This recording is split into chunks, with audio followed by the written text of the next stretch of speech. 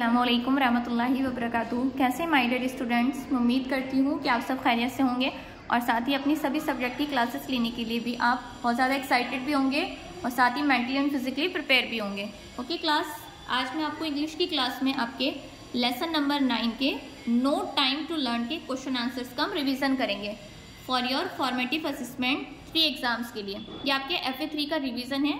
Lesson number 9 के हम question answers को रिवाइज करेंगे। So now let's start. Question number 1 is describe the little girls clothes. Class आपको describe करना है, बताना है, वर्णन करना है कि लिटिल गर्ल्स के जो कपड़े थे वो कैसे थे। The little girls clothes were in tatters. कैसे थे? नन्ही बच्ची के जो कपड़े थे, little girls clothes were in tatter. Tatters कहते हैं क्लास फटे हुए, गले हुए, जिस पर गंदगी लगी हुई थी, मैल, काफ़ी डस्ट भी लगी हुई थी, बिल्कुल भी नीट एंड क्लीन नहीं थे। गले और फटे हुए थे कपड़े नन्ही बच्ची के, टैटर्स। टैटर्स मीन्स गले फटे हुए जिस पर काफ़ी गंदगी लगी हुई है। Question number 2 is where did Tara and her mother live. Tara और उनकी मम्मी कहाँ रहते थे? Tara and her mother lived in the pavement. कहाँ रहते थे? पेवमेंट कहते हैं क्लास फुटपाथ या पटरी। कहाँ रहते थे तारा और उनकी मम्मी? फुटपाथ, पटरी पर। ओके, आपने देखा होगा अक्सर क्लास के रोड के बोथ साइड कुछ फुटपाथ, कुछ पटरी सी बनी हुई होती है, तो तारा और उनकी मम्मी पटरी पर या फुटपाथ पर ही रहते थे। Next question is what happened when the little girl asked for money. क्या हुआ था जब नन्ही बच्ची ने भीख मांगी थी? किसके लिए? What happened when the little girl asked for money.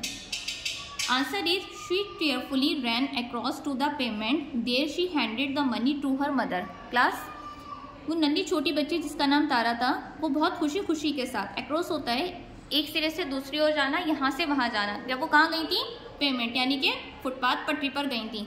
और उसके बाद उन्होंने अपनी मम्मी को वो पैसे दे दिए थे जो उनको भीख में मिले थे, और वो खुशी खुशी गई कहाँ पर? पेमेंट की तरफ, यानी कि फुटपाथ, पटरी की तरफ। और उन्होंने वो पैसे अपनी मम्मी को दे दिए थे जो उनको भीख में मिले थे। किसने? तारा ने, नन्ही बच्ची ने, जिस लिटिल गर्ल का इसमें चैप्टर में आपके जिक्र किया गया है। Next question is what kind of a child was Tara. Tara किस प्रकार की, किस तरह की बच्ची थी, इसमें ही पूछा गया है आपसे। What kind of child was Tara. Tara was a deprived child both in mind and body. Class इसमें बताया गया कि जो तारा थी वो डिप्राइव्ड चाइल्ड थी। डिप्राइव्ड चाइल्ड ऐसे बच्चों को कहते हैं क्लास जो वंचित रह जाते हैं, यानी कि बहुत सारी चीज़ों से महरूम रह जाते हैं। जैसे कि फॉर एग्जाम्पल तारा के पास ना तो रहने के लिए घर था, ना ही खाने के लिए कुछ भी नहीं था उनके पास, प्रॉपर फूड नहीं था, लैक ऑफ एजुकेशन था, उनके पास एजुकेशन भी नहीं थी।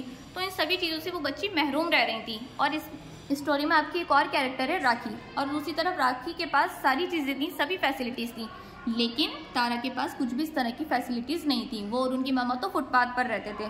तो क्लास इस तरह के जो बच्चे होते हैं उनको डिप्राइव्ड चाइल्ड कहते हैं, यानी कि जो बच्चे वंचित रह जाते हैं। और वो किस तरह से वंचित थी? Both in mind and body, mind से भी और बॉडी से भी। अब आप सोचिए जब किसी के पास रहने के लिए घर नहीं है, प्रॉपर उनके पास फूड नहीं है, लैक ऑफ एजुकेशन है, तो वो बिल्कुल भी उनका ऑल ओवर डेवलपमेंट नहीं हो सकता, वो फिजिकली भी ग्रो नहीं कर सकते, और माइंड से भी और बॉडी से भी वो क्या हो जाएंगे? बच्चे डिप्राइव्ड। और ऐसे बच्चे डिप्राइव्ड हो जाते हैं।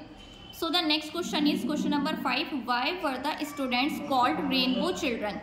क्लास इस तरह के बच्चों को रेनबो चिल्ड्रन से कंपेयर किया गया है। रेनबो जैसे कि आप जानते हैं, जिसे इंद्रधनुष को हम रेनबो कहते हैं इंग्लिश में।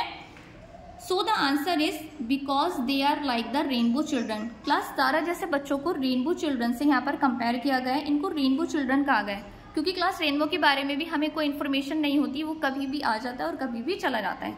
तो इस तरह के बच्चों को क्लास रेनबो चिल्ड्रन से कंपेयर किया गया है।